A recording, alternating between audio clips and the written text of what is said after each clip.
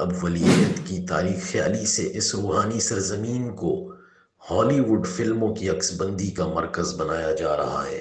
دو سعودی فلموں بین الرمال اور نورا کی عکس بندی کے لیے بھی سمجھوتے طے پا گئے ہیں۔ علماء کو سعودی اور عالمی فلموں کے لیے عکس بندی کا ایک بہترین مقام بنانے کے لیے کوشاں ہیں۔ یوں ولی عہد کے ویژن نے حجاز مقدس میں جاہلی رسوم کو پھر زندہ کیا۔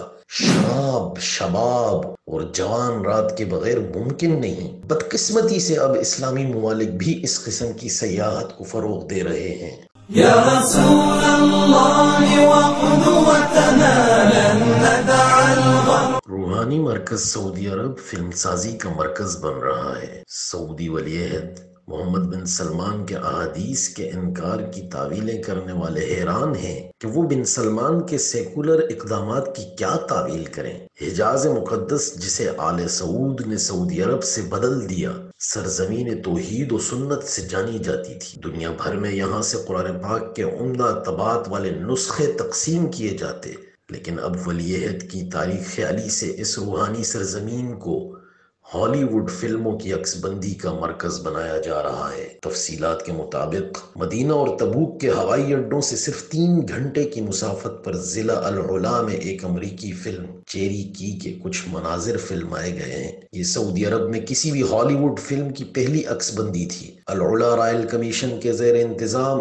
العلا فلم مینجمنٹ کی جانب سے العلا ضلع میں مزید سعودی اور بین الاقوامی فلموں کی عکس بندی کی ترغیب دی جا رہی ہے۔ اس سلسلے میں فلم پروڈکشن کے واسطے مطلوب تمام سہولیات اور لاجسٹک سپورٹ فراہم کرنے کا انتظام کیا گیا۔ فلم سازی کے مکروہ دھندے کی ابتدا سیاحتی ویزوں کے اجرا کے بعد شروع ہوئی۔ سیاحت جو کبھی قدرت کی کارسازی سے روشناس ہونے اور حصول علم یا مجبوری اور ضرورت کے لیے ہوتی تھی، اب ہوس پرستی اور شہوت رانی کے لیے کی جاتی ہے۔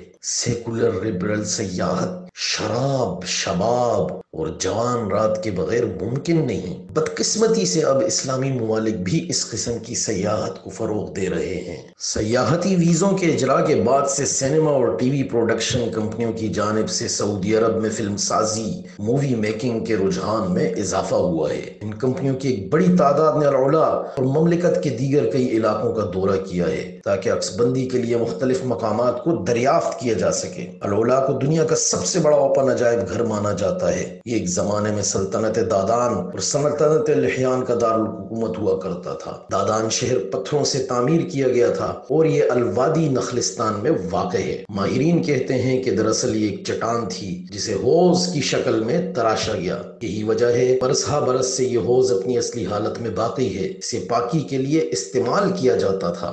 رقبے کے لحاظ سے 22,500 کلومیٹر سے زیادہ پر پھیلا ہوا ہے۔ یہاں سحر انگیز وادیاں، ریتیلے پتھر، سیاہ آتش فشاں چٹانیں، سنہری ریت اور چٹانوں پر مشتمل حیرت انگیز وجود واقع ہیں۔ اسی طرح دیہات، کھیتوں اور قدیم عمارتوں کے ساتھ ہوٹلوں کا انفراسٹرکچر بھی ہے جو فلم بنانے والوں کے لیے مختلف نوعیت کے آپشنز فراہم کرتا ہے۔ متعلقہ حکام العلا کو سعودی اور عالمی فلموں کے لیے عکس بندی کا ایک بہترین مقام بنانے کے لیے کوشاں ہیں۔ ادھر العلا فلم مینجمنٹ نے انکشاف کیا ہے کہ اس نے ضلع میں دوسری امریکی کمپنیوں کی عکس بندی کے سمجھوتے پر دستخط کیے ہیں۔ اس فلم میں ہالی ووڈ کے چوٹی کے اداکار کام کر رہے ہیں۔ علاوہ ازیں 2 سعودی فلموں بین الرمال اور نورا کی عکس بندی کے لیے بھی سمجھوتے طے پا گئے ہیں۔ واضح رہے کہ گزشتہ ماہ اپریل میں اوپیرا کے بین الاقوامی اطالوی گلوکار آندرے بوتشیلی نے العلا کے تاریخی مقام الحجر میں واقع تھیٹر میں کنسرٹ کیا تھا۔